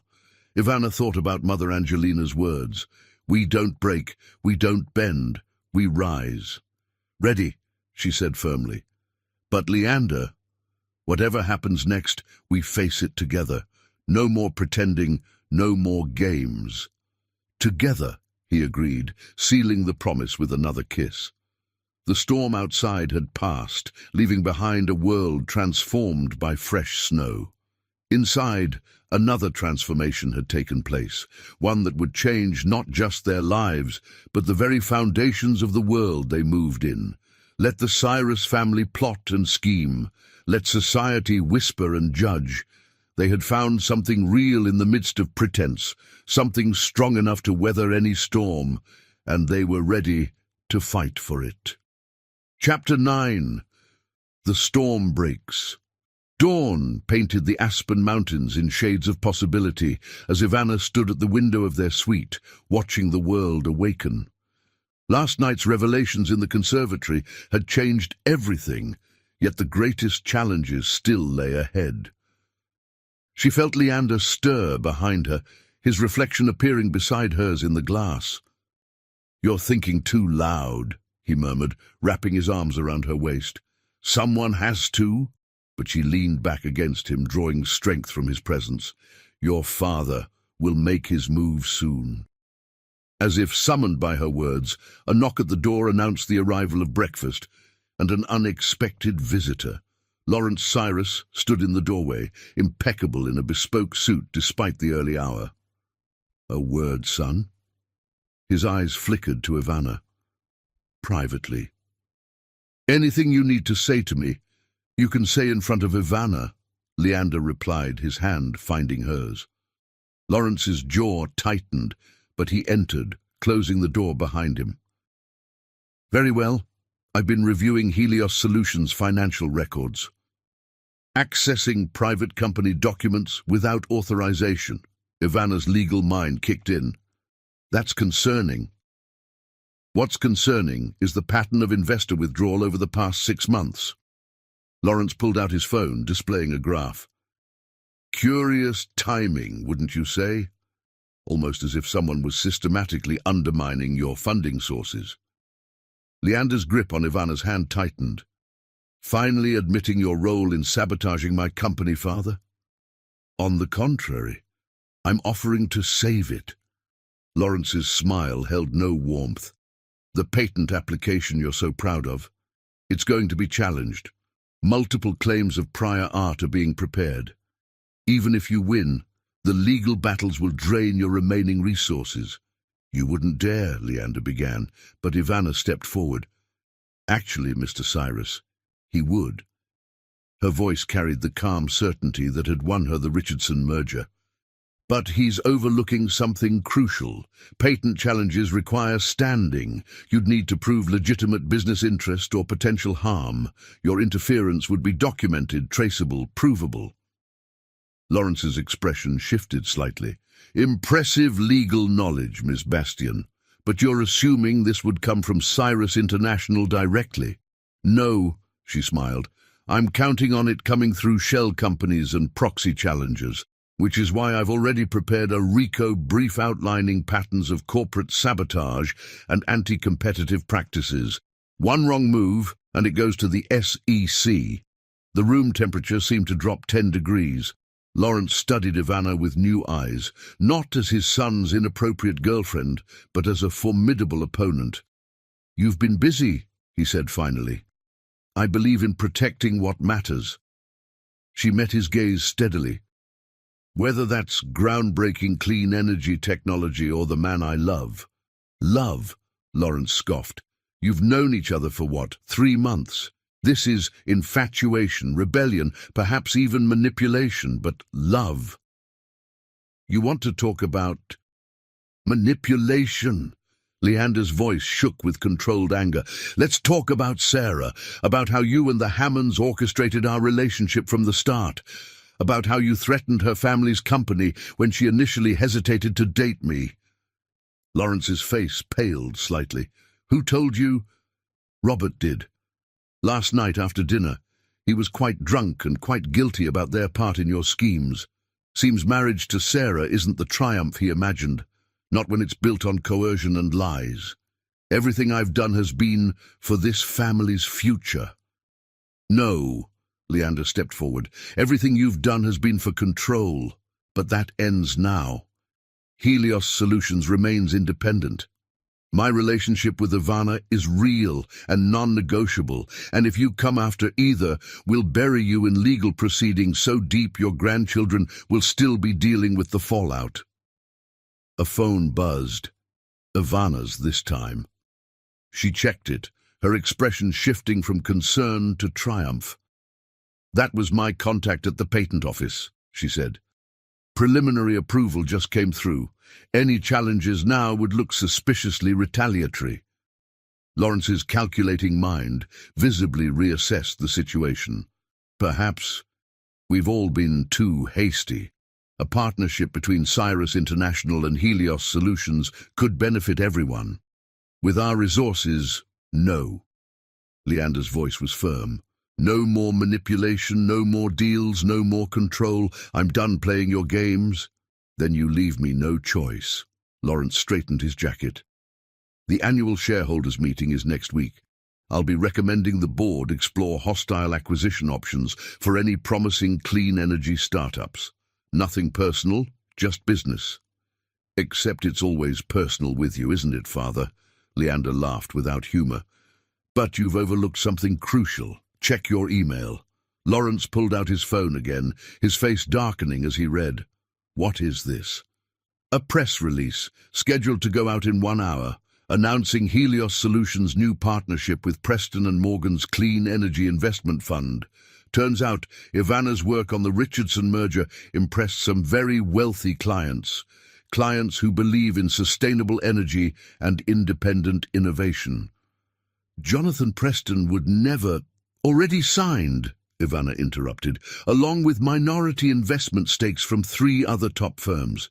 Helios Solutions isn't just protected now, it's positioned to become a major player in the renewable energy sector.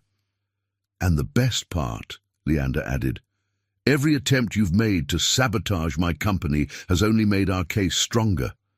Nothing proves market viability quite like threatened competitors trying to shut you down.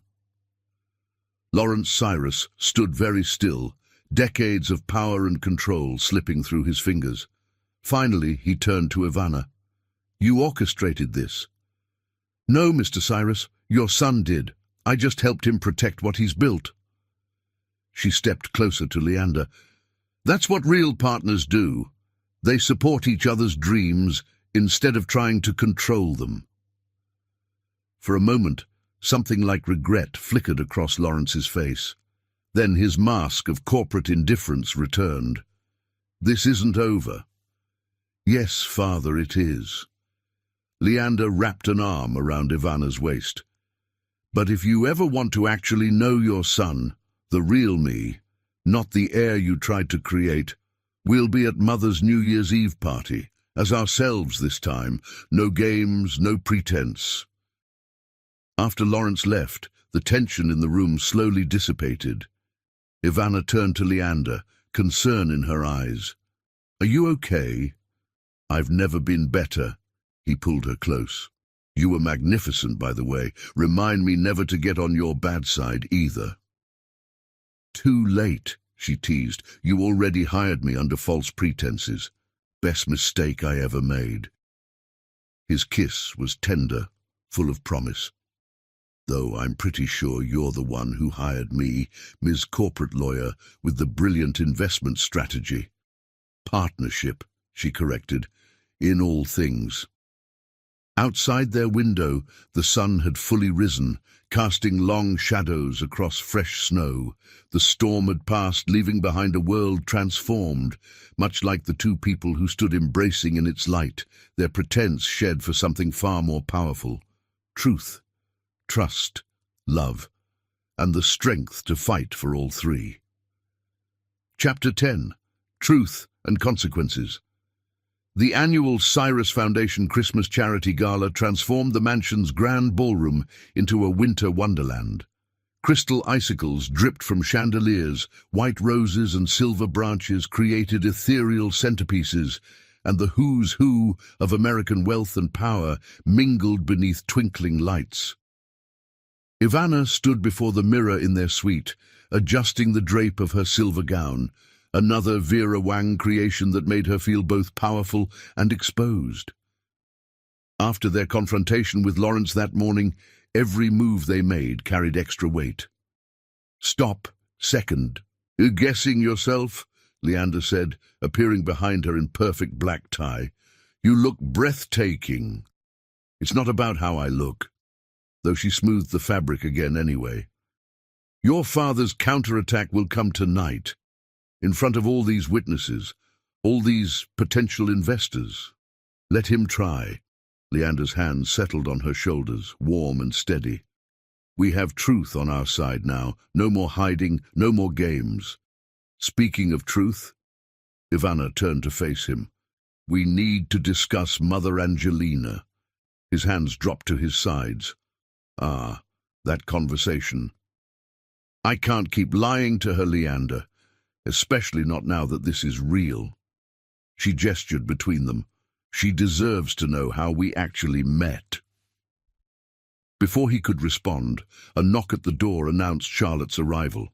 She entered without waiting for permission, looking troubled beneath her society smile. "The Hammonds just arrived," she announced, "with company." "What kind of company?" Leander asked warily. "The kind that carries press credentials. Apparently Sarah's father invited several financial reporters. They're very interested in hearing about Helios Solutions' new partnership announcements." Ivana and Leander exchanged looks. This was Lawrence's play, trying to force their hand, make them reveal their relationship's origins in front of the press. "Well," Ivana said calmly, "they're about to get quite a story." Charlotte studied them both, something shifting in her expression. "You know, when Mother first told me about this," she gestured between them, "I thought it was just another of Lee's rebellions. But it's not, is it? This is real." "More real than anything in this house," Leander replied. "Then you should know, Father's been meeting with the Hammonds all afternoon, whatever they're planning." She twisted her diamond wedding rings nervously. "Be careful, both of you." After she left, Leander turned to Ivana. "Ready to face the wolves?" "Born ready." She reached for his hand.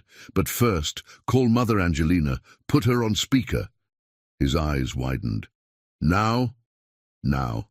Before we walk into whatever storm is brewing downstairs. I want to start this night with a clean conscience." Leander stared at her for a long moment, then pulled out his phone. The call connected after 2 rings. "Baby girl!" Mother Angelina's warm voice filled the room. "I was just thinking about you. How's that fancy Christmas celebration?" "Mama, there's something we need to tell you." Ivana squeezed Leander's hand.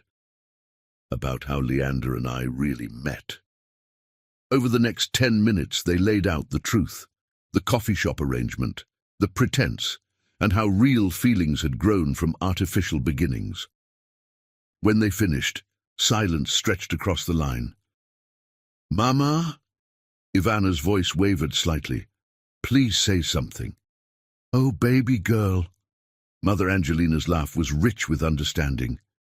"You think I didn't know?" "What?" "Chili, I've known you since before you could walk. You think I couldn't hear it in your voice when you first told me about him? All proper and rehearsed, like you were arguing a case instead of talking about love? But you didn't say anything." "Sometimes love needs a little room to grow, even if it starts in strange soil." Mother Angelina's voice softened. "The question is it real now?" "Yes," they answered in unison, then shared a smile. "Well then, that's what matters. Though Leander—" "Yes, ma'am?" He straightened instinctively. "You ever play games with my baby girl's heart again, they won't find enough of you to bury in that fancy family plot." "Yes, ma'am. I mean, no, ma'am. I mean, I love your daughter." "Humph. We'll see. Now go handle whatever rich folk drama you've got brewing. And Ivana." "Yes, Mama?" "Remember what I always tell you." Ivana's voice joined her mother's. "We don't break, we don't bend, we rise." After ending the call, they stood in strengthened silence. Then Leander pulled Ivana close, pressing his forehead to hers. "Thank you," he whispered. "For what?" "For making me brave enough to face the truth." The sound of orchestra music drifted up from the ballroom. Ivana stepped back, smoothing Leander's bow tie. "Ready to face more truth? With you? Always." They descended the grand staircase together, all eyes turning to track their entrance. The whispers started immediately, about Ivana's obvious beauty, about Leander's protective stance, about what their public appearance meant for Cyrus International's future.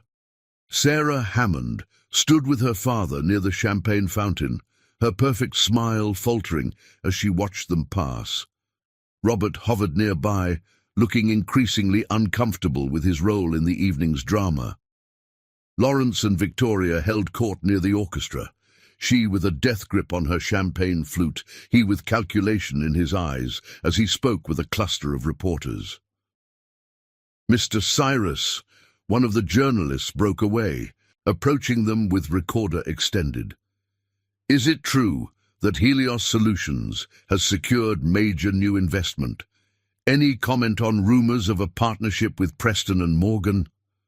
Before Leander could respond, Lawrence appeared at their side. Perhaps we should discuss this somewhere more private. Actually, Ivana's voice carried just far enough to draw attention. I think this is the perfect setting to announce our news. After all, the Cyrus Foundation Gala has always celebrated innovation and progress, hasn't it? Lawrence's warning look went ignored as Leander raised his voice slightly. Indeed, Ivana and I would be honored to share some exciting developments about Helios Solutions' future. More reporters gathered, phones and recorders ready. Victoria drifted closer, her social mask cracking slightly. Sarah and her father exchanged worried glances. The truth is, Leander continued, his hand finding Ivana's, Helios Solutions represents more than just clean energy technology. It represents the future, one where success isn't measured by last names or social connections, but by innovation and integrity. And this new partnership? A reporter pressed. How does Preston and Morgan's investment fund fit in? It's a perfect alignment of values, Ivana answered smoothly. Both firms believe in supporting independent innovation and sustainable progress. The fact that we found each other. She smiled up at Leander, letting real feeling show. Well, sometimes the best partnerships grow from unexpected beginnings. Speaking of partnerships, Lawrence cut in smoothly. Perhaps this would be a good time to discuss the possibility of Cyrus International's involvement. I think we've had quite enough discussion of business arrangements, Victoria interrupted, her smile brittle. This is a charity gala, not a board meeting. But the reporters sensed blood in the water. Mr. Cyrus, the younger Mr. Cyrus, there are rumors that your father attempted to sabotage Helios Solutions' early funding. Any comment? Only that the truth has a way of coming to light, Leander replied diplomatically, just like love. A collective inhale rippled through the crowd. Sarah's champagne glass froze halfway to her lips. Love? The word echoed from several journalists' mouths. Yes, love. Leander turned to face Ivana fully. Would you like to tell them how we really met, darling? About coffee shops and arrangements, and how sometimes the best things in life start with a lie, but grow into the deepest truth. The room held its breath. Victoria swayed slightly. Lawrence's face darkened with fury. But Ivana, looking into Leander's eyes, felt nothing but certainty as she spoke. We met because he needed a fake girlfriend for Christmas, she announced clearly. He got a real partner instead, and anyone who has a problem with that, with us, can take it up with our team of corporate lawyers. The explosion of camera flashes and questions was immediate, but Leander and Ivana stood steady, hands clasped, faces serene. Let them ask their questions. Let them write their stories. The truth, once spoken, had a power all its own. This is outrageous, Lawrence sputtered. You're making a mockery of what, father? Your carefully maintained illusions. Your social prejudices disguised as business concerns? Leander's voice carried authority he'd inherited, but never used until now. The only mockery here is pretending that love and success have to follow your narrow definitions. The orchestra had stopped playing. The entire ballroom seemed frozen in tableau, watching this family drama unfold against a backdrop of crystal and silver. Then, from the back of the crowd, slow applause began.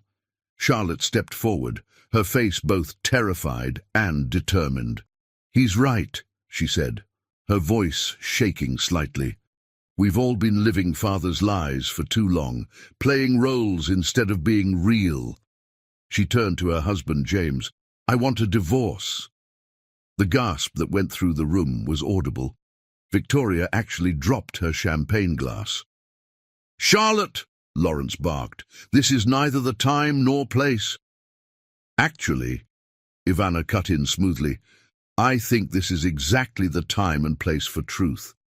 Isn't that what the Cyrus family claims to value? Truth, integrity, progress? The reporters' pens scratched frantically. Tomorrow's headlines were writing themselves with every word, but in that moment, standing proud in her silver gown with Leander's hand warm in hers, Ivana didn't care about headlines or society gossip or even corporate fallout. She cared about the light in Leander's eyes, the strength in his touch, the future they could build together. Let the storm break. They were ready for whatever came next. Because sometimes the biggest lies lead to the deepest truths, and sometimes love is worth every consequence it brings. Chapter 11. Broken Pieces.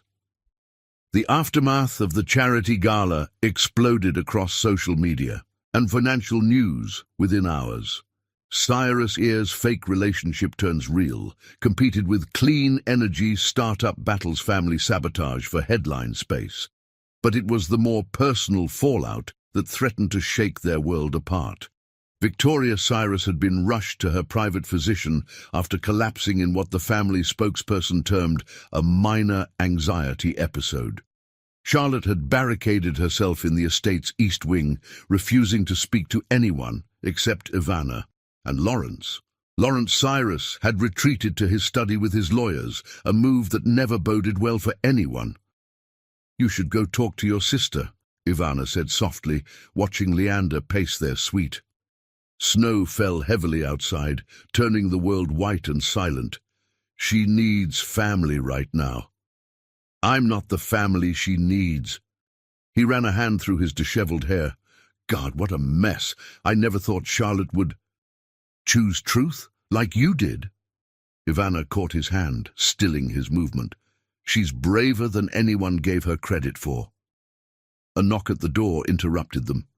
Sarah Hammond stood in the hallway, looking less perfect than usual in a rumpled evening gown. "Can we talk?" Her voice was rough, as if she'd been crying. "Please?" Leander looked to Ivana, who nodded slightly. Sarah entered, perching awkwardly on an antique chair. "I owe you both an apology," she began.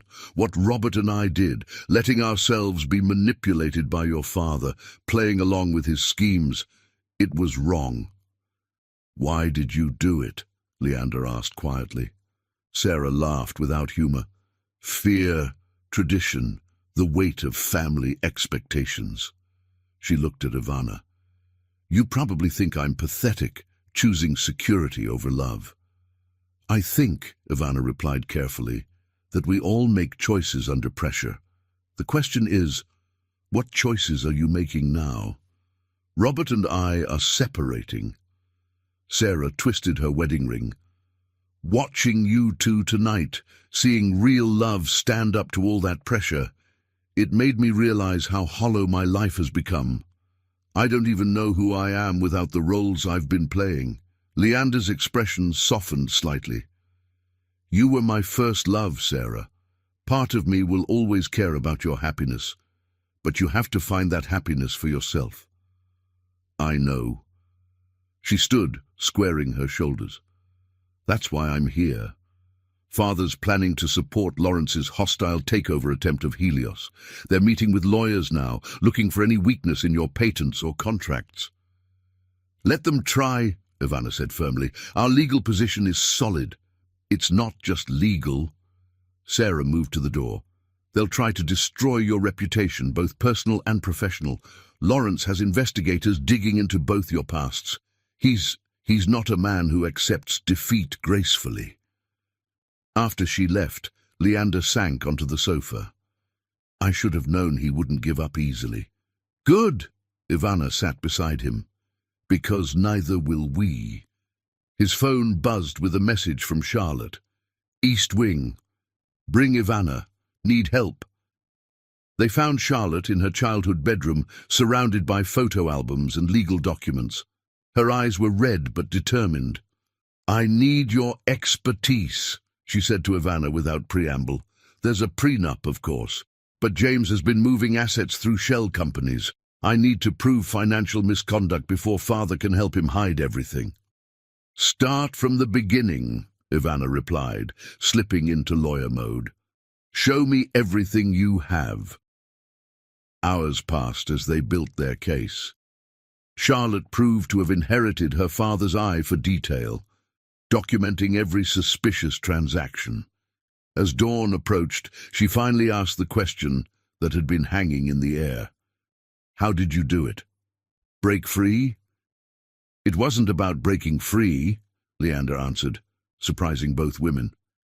"It was about finding something worth fighting for, something real."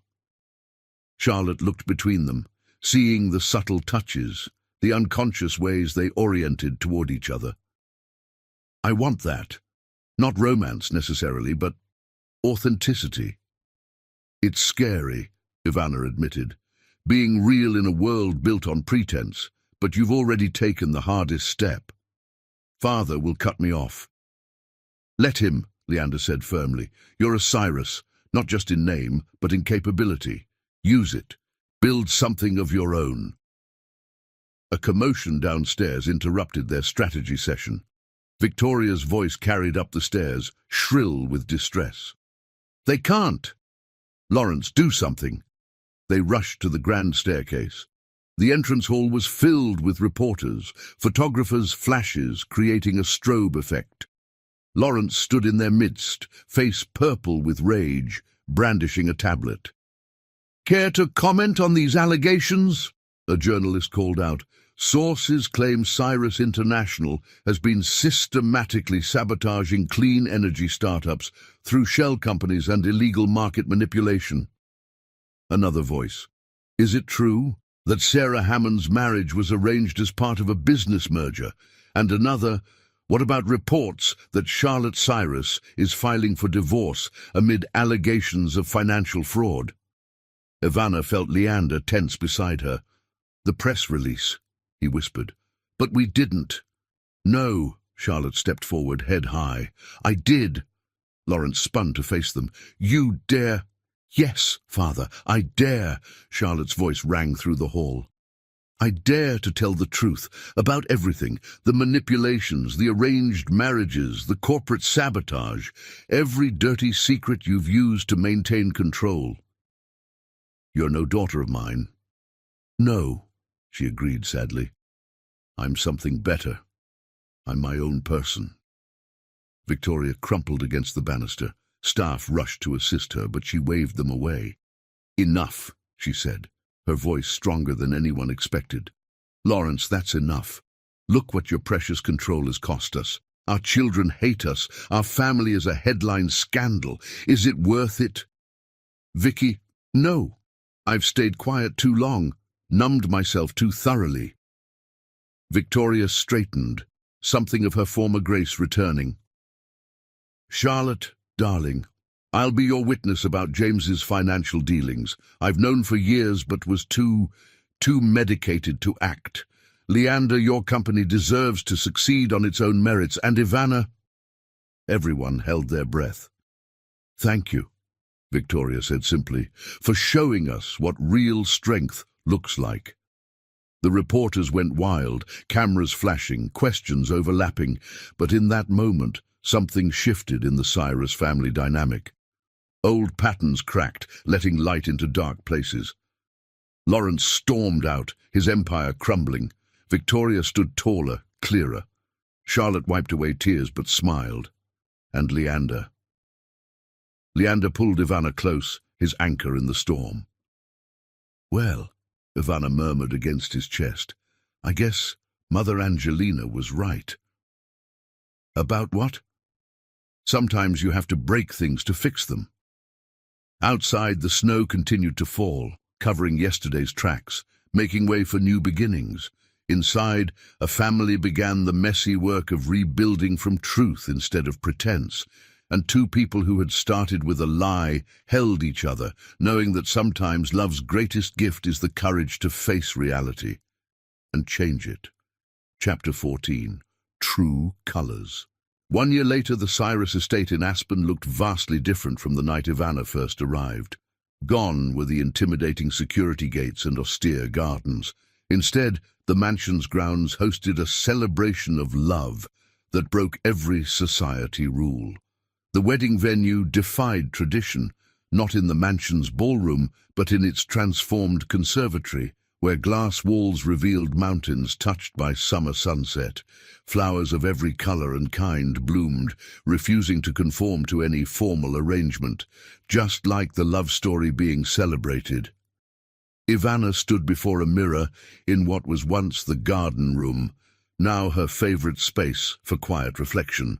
Her wedding dress wasn't the expected white, but a stunning creation in deep ivory and gold, designed by a rising star from Detroit's fashion scene. Mother Angelina sat nearby, watching her daughter with tears of joy. Who would have thought, Ivana mused, that a fake Christmas date would lead to this?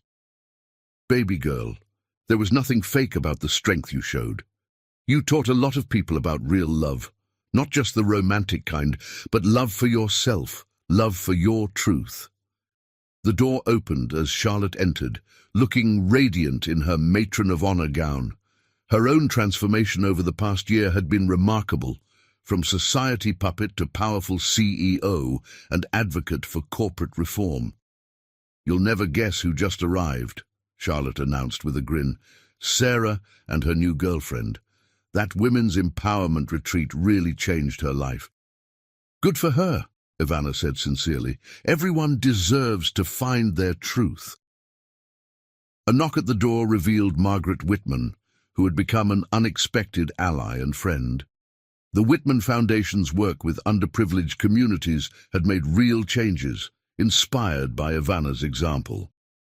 "The guests are arriving," Margaret reported. "And darling, you won't believe the message boards. True Colors Celebration is trending. Your story. It's giving hope to so many women who've been hurt, who felt they had to pretend to fit in. Because Ivana and Leander had chosen to make their wedding more than a celebration of their love. They'd turned it into a statement about authenticity, healing, and the power of choosing yourself. Among the guests were women from all walks of life. Corporate executives and community organizers, society mavens and single mothers. Many had their own stories of betrayal, of being told they weren't enough, of having to pretend to fit someone else's expectations. "Remember what I always told you?" Mother Angelina stood, adjusting Ivana's veil. "We don't break.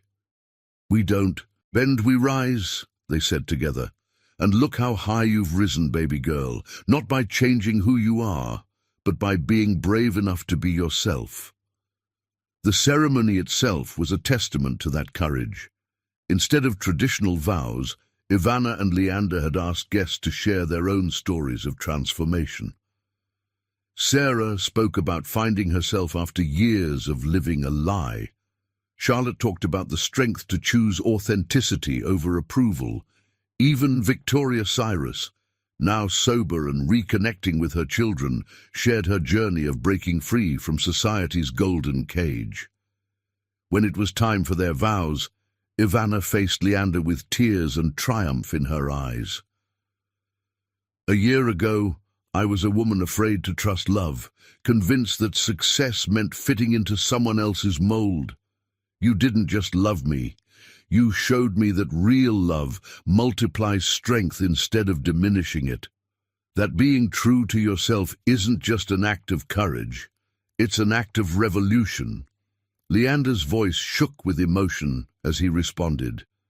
"You taught me that sometimes the biggest lies lead to the deepest truths. That love isn't about perfect appearances or society's approval.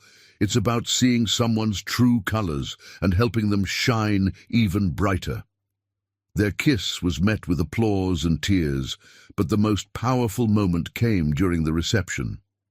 Ivana took the microphone, addressing the gathered crowd with the authority that had once won her the Richardson merger. "To every woman who's been told she's not enough, who's been betrayed or asked to make herself smaller, you are not broken. You are not defined by someone else's inability to see your worth.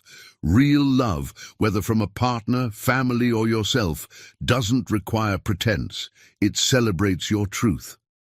The dance floor opened not to a traditional first dance, but to a celebration of individual expression.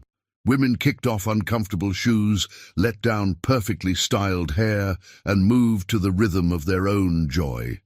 Mother Angelina danced with Victoria, two mothers sharing wisdom about letting children find their own path.